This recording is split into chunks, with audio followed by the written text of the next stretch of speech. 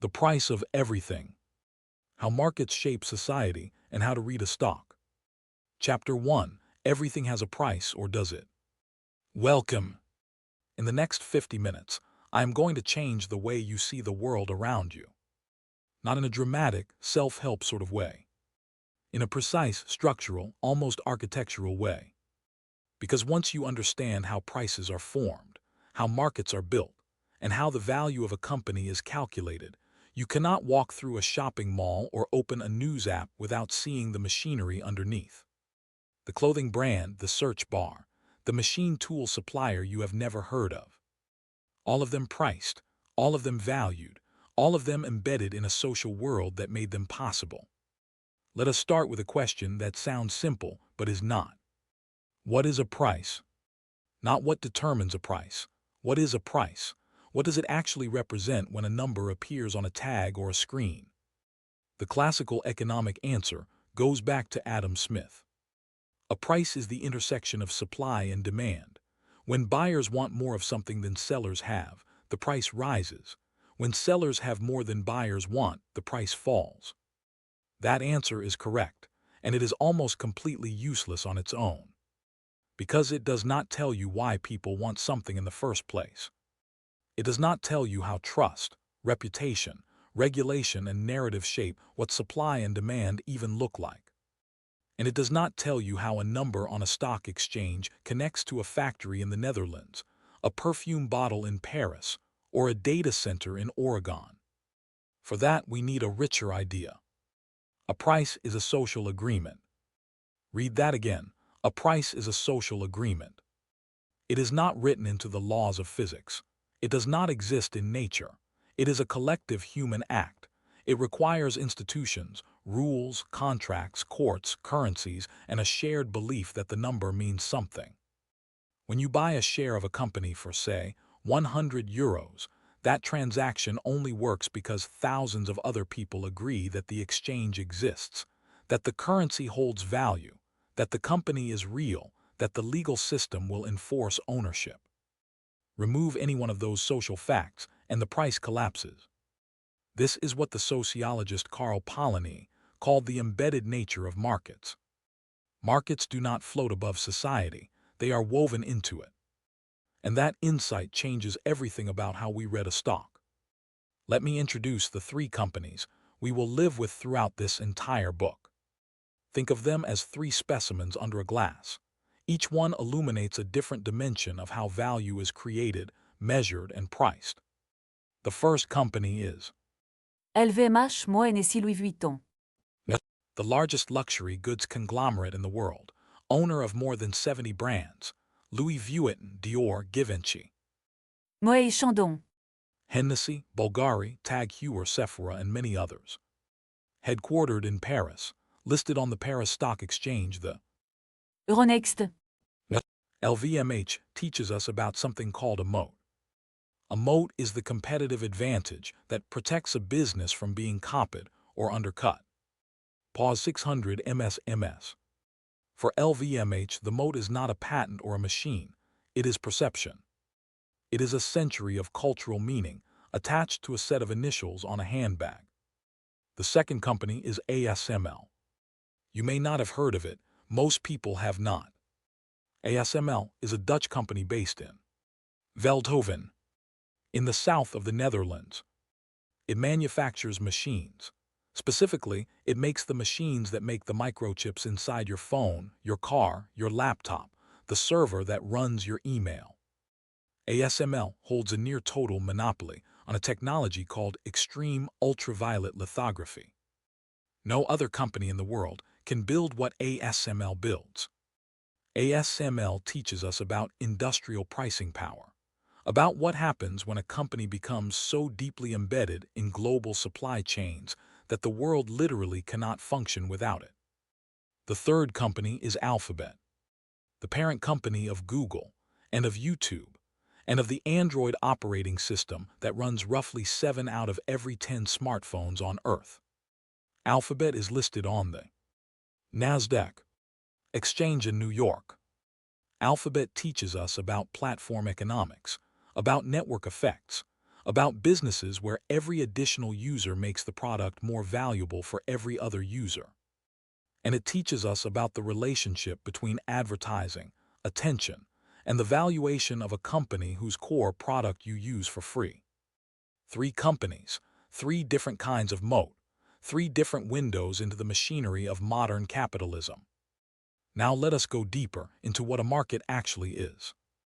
Imagine a village fair 500 years ago. Farmers bring grain, cloth, livestock. Buyers bring coin, they haggle, they agree. Transactions happen. That is a market in its most naked form. Now imagine a modern stock exchange. Thousands of buyers and sellers, none of them in the same room, most of them represented by algorithms, not humans, transactions happening in fractions of a millisecond. What connects the village fair to the stock exchange? Price discovery. The market's function is to find the price that clears the exchange, the price at which the number of willing buyers equals the number of willing sellers. But here is what makes stock markets special and strange. The thing being bought and sold is not grain or cloth. It is a claim on future earnings. When you buy a share in LVMH, you are not buying a Louis Vuitton bag. You are buying a fractional ownership of the business. You are buying a share of all future profits that LVMH will ever generate. Discounted back to today. That phrase, discounted back to today, is one of the most important ideas in all of finance. We will spend the next several chapters unpacking it. But let me plant the seed now. 100 euros received today is worth more than 100 euros received in 10 years. Why? Because you can invest the 100 euros today and have more than 100 euros in 10 years. Because inflation erodes purchasing power over time. Because there is always a risk that the 100 euros promised in 10 years never arrives. So when we value a business, we estimate all the future cash it will generate. Then we discount those future cash flows back to their value in today's money. The sum of all those discounted future cash flows is what the business is theoretically worth. This is called discounted cash flow analysis, DCF. It is elegant, it is powerful, and it is full of assumptions that can go spectacularly wrong. Let us see what it looks like with a real company. Take Alphabet. In the year 2023, Alphabet generated roughly $300 billion in revenue. About $230 billion came from advertising alone. When you search for something on Google, you see ads alongside the results. Advertisers pay Google for the chance to appear in front of you at the exact moment you are looking for something. This is called intent-based advertising. It is enormously valuable.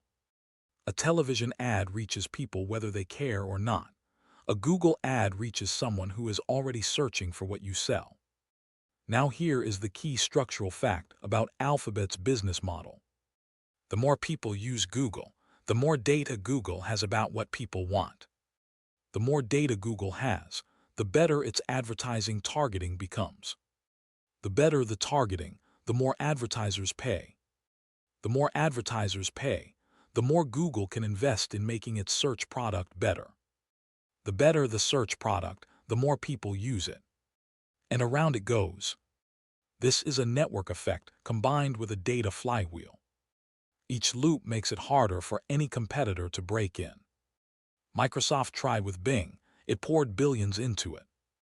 Google's market share in search has remained above 90% for most of the past decade.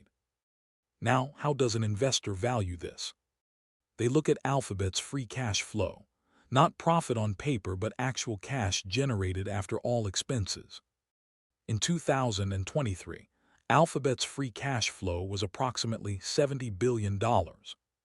They then ask, at what rate will this grow over the next 10, 15, 20 years? They pick a growth rate, perhaps 8% per year. They pick a discount rate, perhaps 9 or 10%, to reflect the time value of money and the risk of the business. They run the numbers. They arrive at an intrinsic value per share. They compare that to the current share price. If the current price is below their calculated intrinsic value, they say the stock looks cheap. If it is above, they say the stock looks expensive. This is the core of what is called fundamental analysis. And it sounds straightforward until you realize that every single input, the growth rate, the discount rate, the projection period, is a judgment call. Change the assumed growth rate from 8% to 6%, and the intrinsic value drops dramatically. Change the discount rate by 1 percentage point, and the number shifts again. Two investors using the same methodology on the same company can arrive at valuations that differ by 50% or more. This is not a flaw in the method. This is the market. The stock exchange is a machine for aggregating those disagreements into a single price. Let us now go back to the societal layer, because here is something that most finance textbooks skip over entirely. The growth rate you assume for Alphabet over the next 20 years is not just a number. It is a bet on society. It is a bet that digital advertising will remain the dominant medium for reaching consumers. It is a bet that regulation will not force Alphabet to break up its businesses. It is a bet that artificial intelligence will enhance rather than destroy Google's search monopoly. It is a bet on the geopolitical stability of the internet itself. Every valuation is a theory of society dressed up in a spreadsheet. This is what I mean when I say markets and society are interlocked. You cannot separate the price of a stock from the social world that makes the business possible. And if you try to, you will miss the most important risks and opportunities. Let us turn now to LVMH. LVMH challenges one of the most basic assumptions in economics. Standard economic theory says that when a price rises, demand falls. People buy less of something as it gets more expensive. LVMH breaks this rule. For certain luxury goods, the higher the price, the more desirable the product becomes. This is called a VEBLEN good, named after the economist and sociologist Thorstein Veblen, who wrote about what he called conspicuous consumption in 1899. The idea is this: some goods are purchased precisely because they are expensive. The price is the signal. A Louis Vuitton bag costing €2,000 does not signal good leather stitching alone. It signals social status. It says, the person carrying this bag has the resources to spend €2,000 on a bag. If Louis Vuitton halved its prices tomorrow, demand would fall, not rise, because the signal would be diluted. Now, how does this translate into valuation? LVMH's pricing power is extraordinary. It can raise prices by 5, 10, 15% per year and lose very few customers. MS. Actually, among its wealthiest customers, a price increase can increase desirability. This means LVMH has what investors call pricing power. And pricing power is one of the most valuable things a business can have. Think about what pricing power means for margins. If your costs rise by 5% due to inflation, but you can raise your prices by 10%, your profit margin expands even in an inflationary environment. Most businesses cannot do this. They are price takers. The market dictates what they can charge. LVMH is a price maker. It sets the price, and the world accepts it. In 2023, LVMH's revenue was approximately €86 billion. Its operating profit margin was around 26%. That means for every €100 of revenue, €26 was kept as operating profit. For comparison, a typical supermarket operates on margins of 2 to 4%. A typical car manufacturer operates on margins of 5 to 10%. 26% is exceptional, and it has been sustained for decades. An investor looking at LVMH is not just buying a luxury goods company. They are buying a cultural institution. They are buying brand equity that took 100 years to build. And brand equity is extremely hard to destroy. This is what Warren Buffett, perhaps the most famous investor in history, calls a durable competitive advantage, or more colorfully, a wide moat. The moat is the social and cultural barrier that prevents competitors from copying the business. You could manufacture a bag of equivalent physical quality to a Louis Vuitton for perhaps €100. But you cannot manufacture the history. You cannot manufacture the decade of advertising, the association with cinematic elegance, the years of celebrity placement, the queues outside boutiques. The bag is the container, the brand is the product. Now, there is a risk here that is entirely societal in nature. What happens if attitudes toward conspicuous consumption change? We are already seeing pressure from younger generations. Sustainability concerns, anti-wealth sentiment, the growing visibility of economic inequality. A generation that sees luxury logos as symbols of a broken system, rather than aspirational icons, would represent an existential threat to LVMH's brand architecture. That is not a financial risk, it is a cultural risk. And no spreadsheet captures it neatly. This is why the investor who understands society is a better investor than the one who only understands accounting. Let us now visit ASML. ASML is the most important company most people have never heard of. Here is what it does. A modern microchip, the kind inside your smartphone, contains billions of tiny transistors. The smallest of these transistors are a few nanometers wide. A nanometer is 1/1000th of a meter. A single human hair is roughly 80,000 nanometers wide. Printing circuits at that scale requires extraordinary precision. The technology used to do it is called photolithography. It works by shining light through a patterned mask onto a silicon wafer coated in a light-sensitive chemical. The light etches the circuit pattern onto the silicon. The challenge is that to make the features smaller, you need a shorter wavelength of light. ASML developed a machine that uses extreme ultraviolet light, a wavelength of 13.5 nanometers. To generate that light, the machine fires a laser at tiny droplets of molten tin, 50,000 times per second. Each machine contains more than 100,000 precision components. It takes roughly 40 specialized freight containers to ship one machine. One machine costs approximately €350 million. And every cutting-edge chip in the world, every chip made by TSMC in Taiwan, by Samsung in South Korea, by Intel in the United States, requires an ASML machine to make it. There is no alternative. This is what economists call a natural monopoly in technology. The investment required to develop a competing machine is so enormous, and the knowledge embedded in ASML's workforce so specialized, that no competitor has come close. The Dutch government, the European Union, and the United States government all consider ASML strategically critical infrastructure. The machine cannot be exported to China without specific government licenses. This is a company whose geopolitical position is part of its valuation. For an investor, ASML represents something called a toll booth business. Every time the semiconductor industry advances, every time a chip maker builds a new fabrication plant, every time a new generation of chip design requires new equipment, the toll is paid to ASML. They do not need to compete in the chip market itself. They extract value from the entire industry's growth. In 2023, ASML's revenue was approximately €27 billion. Its net profit margin was around 28%, even higher than LVMH. And its order backlog, the future orders already placed but not yet fulfilled, was over €40 billion at certain points.